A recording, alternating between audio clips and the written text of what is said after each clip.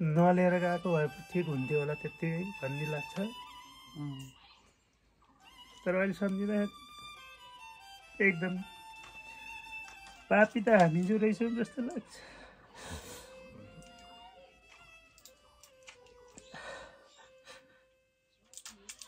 यसरी पनि प्राण धानिएको छ घिटी घिटी, मरेको आशलाई पनि कैयौँ पटक बचाएर, सधैँ आँसुले भिज्ने बिस्तारा सुकाएर, जीवन चलाउन बचाउन कति सङ्घर्ष, न कहिल्यै हर्ष छ, एकमुठी सासका लागि कति सङ्घर्ष छ। रहर मारेरै त्यही मरेको रहरसँग बाँच्न कति कठिन छ होला। जिन्दगी रहर पूरा गर्नका लागि मात्रै त कहाँ हो र, कहर काट्नका लागि पनि हो रहेछ कि यो फर्काएर चापिरहन्छ, आफू चल्न नसकेपछि त्यो पोलेर बाद फेरि फोरा भन्ने हुन्छ नि, अनि त्यस्तोबाट यो ठुल्ठुलो ठुल्ठुलो हुँदै जाँदो रहेछ। यी सूर्यका किरणहरू देखिरहनु भएको छ यो घरमा, तर यो घरमा कुनै पनि उज्यालो छैन। उज्यालो वस्तु देख्नका लागि छ, तर उज्यालो खुसीको उज्यालो छैन। दुःख छ, चारैतिरबाट दुःखले घेरिएको यो घरमा हामीले एउटा सानो भिडियो मार्फत यहाँहरूलाई जानकारी दिनका लागि उपस्थित भएका छौँ। मेरो ब्याकग्राउन्डमा तपाईँ देख्नुहुन्छ छरपष्ट छरिएका वस्तुहरू छन् जुन पकाउनका लागि राखिएका हुन्, तर मजाले यहाँ चुलो बल्न सकिरहेको छैन। यो जुन कुकर देख्नु भएको छ त्यसमा चामल दिनहुँ कसरी राख्ने भन्ने एउटा चिन्ता छ, र बिरामीको अर्को चिन्ता छ। बिरामीका कारणले सिर्जित भएको यो समस्याले यस्तो रूप लिइरहेको छ कि दिन गुजार्न, रात काट्न यो परिवारलाई सधैँ गाह्रो छ। यो गाह्रोलाई केही न कुनै न हिसाबले सजिलो बनाउन सकिन्छ कि भन्ने लागेर हामीले आज चाहिँ यो घरलाई, यो परिवारलाई भेटेका छौँ। भित्तामा ह्याप्पी फ्यामिली लेखिएको फोटो छ, 4 जनाको, 2 सन्तान सहित श्रीमान र सीताको। फोटोको मुनि झुलभित्र सीताको शरीर छ। उनलाई थाहा छैन आफ्नो शरीर त्यही फोटो मुनि छ जहाँ ह्याप्पी फ्यामिली लेखिएको छ। चल्दैन शरीर, चलाइदिए मात्र चल्छ।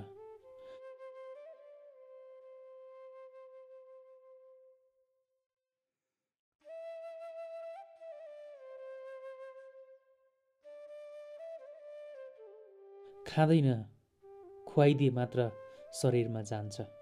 सुन्दैन, सुनेको छ छैन बोलाउनेलाई थाहा छैन। घाउ छ, चोट छ, पीडा कति छ त्यो पनि भावमा देखिँदैन। पीडा पनि कति कति, धेरै भएपछि त आँसु पनि आउँदैन सायद। ह्याप्पी फ्यामिली सायद योभन्दा बढी दुखी कहिल्यै हुने छैन। त्यही दुःख मैले नचाहेरै यहाँ बीचमा देखाउँदैछु। जीवन धान्न, परिवार चलाउन, आफ्नो घर पाल्नका लागि सीताका श्रीमान शङ्कर पराजुली साउदीमा थिए। टाउको दुख्ने, हातखुट्टा झमझमाउने समस्या भएपछि श्रीमती सीतालाई 2 वर्ष अघि उपचारका लागि काठमाडौँ लगियो। नसा चेपिएको छ भनेपछि अपरेसन भयो। जब अपरेसन भयो त्यसपछि केही दिनमा नै सीता थला परिन्, कोमामा गइन्, यस्तै रहिन्। चिकित्सकहरू भन्छन् अब थप सुधार हुने कुनै सम्भावना छैन।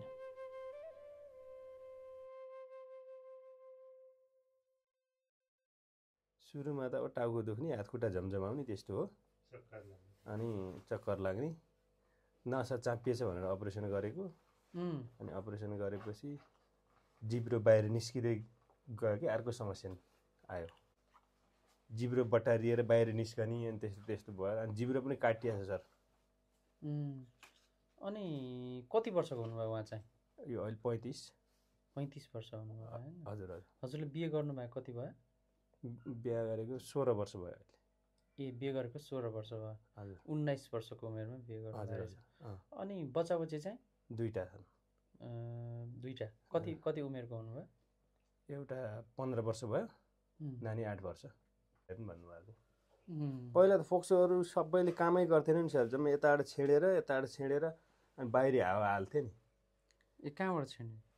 अनि यता पाल छ कि यो फोक्सोले अनि काम नगरेर अनि यताबाट कताबाट पाल पाएर सबै पाइपबाट थियो। अनि यत्तिकै भइसकेपछि बल्ल आगो अब सास फेर्ने यताबाट भइहाल्यो। नाकमुख गर्ने होइन।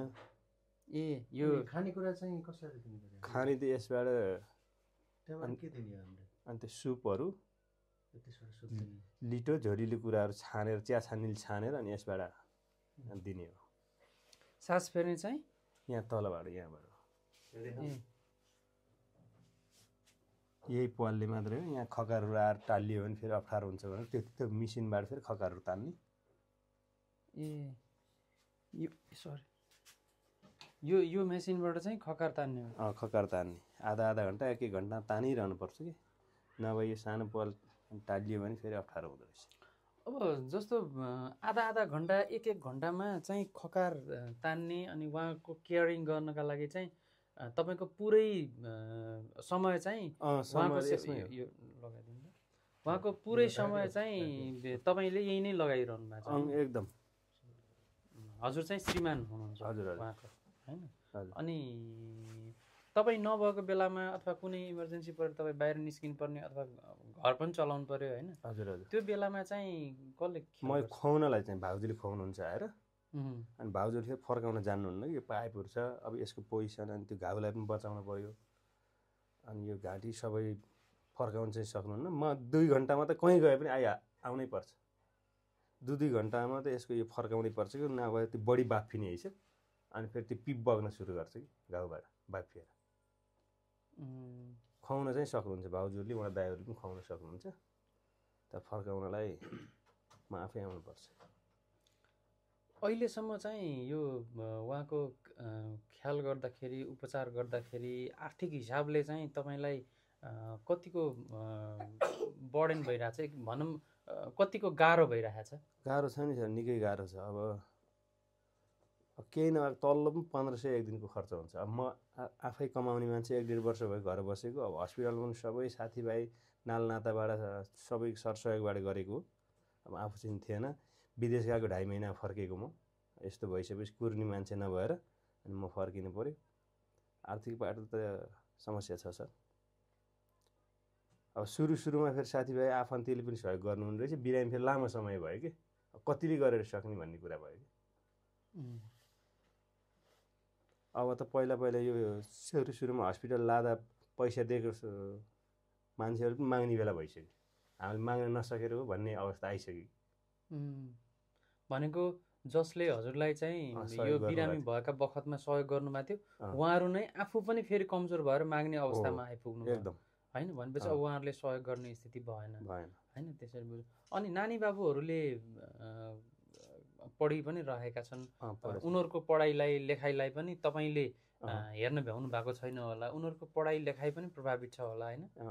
गाह्रो समस्या चाहिँ छ। बाबुको पनि अब अहिले एसिडी दिने हो, अलिक कमजोर भएर अनि त्यसलाई अनि सरहरूसित अनि सल्लाह गरेर होस्टेलमा राखेको छ कि उसलाई। यहाँ घर बस्ने बिरामी तनाव हुन्छ, एसिडी दिने मान्छे। अनि तर चन्द्रमामा होस्टेलमै छ चाहिँ नानी घरै मसँग। काठमाडौँ ट्रमा सेन्टरबाट फिजियोथेरापी उहाँ सागा कि रिह्याब सेन्टर भन्नेमा उहाँ लगेर पनि 51 दिन हेऱ्यो। अनि बिरामी जस्ताको तस्तै कि। अनि केही सुधार नआएपछि मैले फेरि अनि ट्रमा सेन्टर ल्याएँ। त्यहाँबाट अनि मलाई अलिअलि ट्रेनिङ गराउनु भयो, यो सफा गर्ने अनि खुवाउने, दिसा पिसाब कसरी निकाल्ने। अनि अब तपाईँले घर लानु सक्नुहुन्छ, राख्ने भए राख्नुहोस्, तपाईँको बिरामी चाहिँ अब योभन्दा सुधार चाहिँ हुँदैन भन्नुभयो।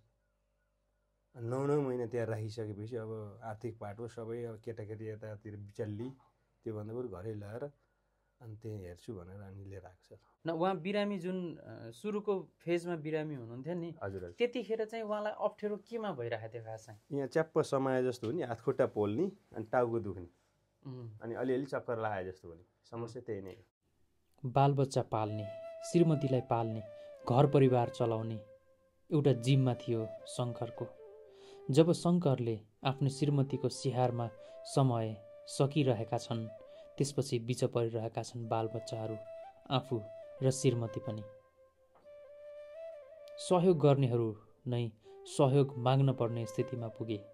अब कसले सहयोग गर्छ? जसले गर्छ मन भएकाले गर्ला। मन भएका कति छन्?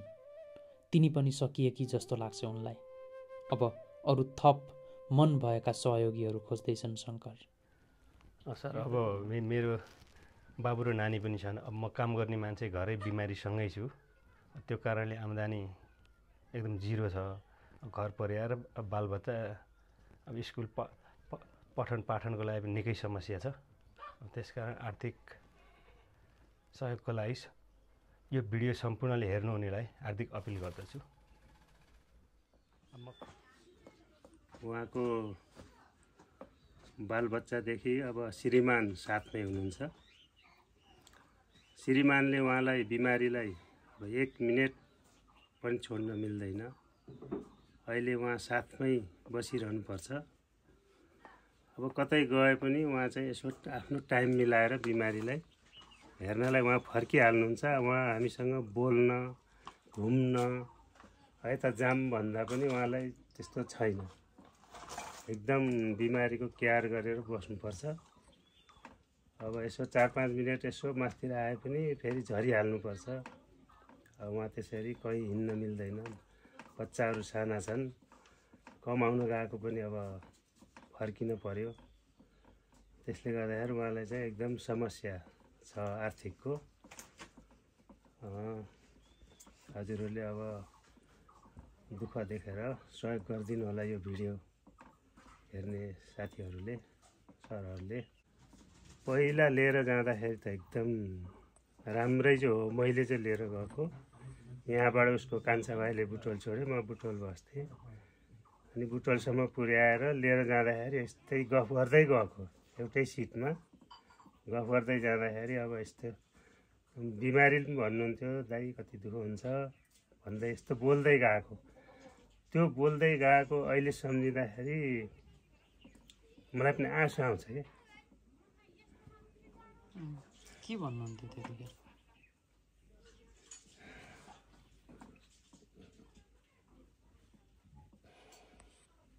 बोल्न सकिन्छ सर? ठिकै छ।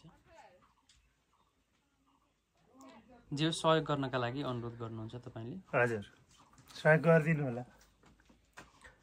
मलाई यस्तो लाग्छ कि नलिएर गएको भए ठिक हुन्थ्यो होला, त्यत्तिकै भन्ने लाग्छ। तर अहिले सम्झिँदाखेरि एकदम पापी त हामी जो रहेछौँ जस्तो लाग्छ।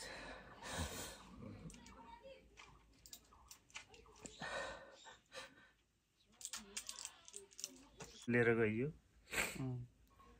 अहिले त यस्तो लाग्छ कि हामी जसले यो पैसा दियो नि, त्यो र म चाहिँ एकदम पापी रहेछौँ जस्तो लाग्छ कि त्यो बिमारीको अवस्था देख्दा।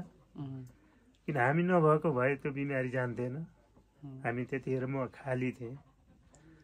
बहिनीहरूले पनि ल दाइ अब तपाईँ जानु पर्यो, अरू मान्छे छैन, यो बिमारी अलि छिटै उपचार गर्नुपर्छ भन्ने कुरो भयो। अनि गइयो।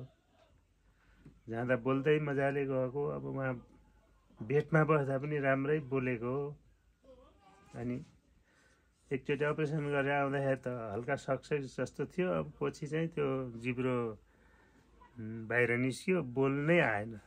मैले गरेछु चिया खुवाउँथेँ, त्यो चिया निल्न गाह्रो हुन्थ्यो क्या। त्यो चिया पनि त्यस्तो हुँदाखेरि एकदम अहिले सम्झिँदाखेरि हामी नै पापी रहेछौँ जस्तो लाग्छ सर।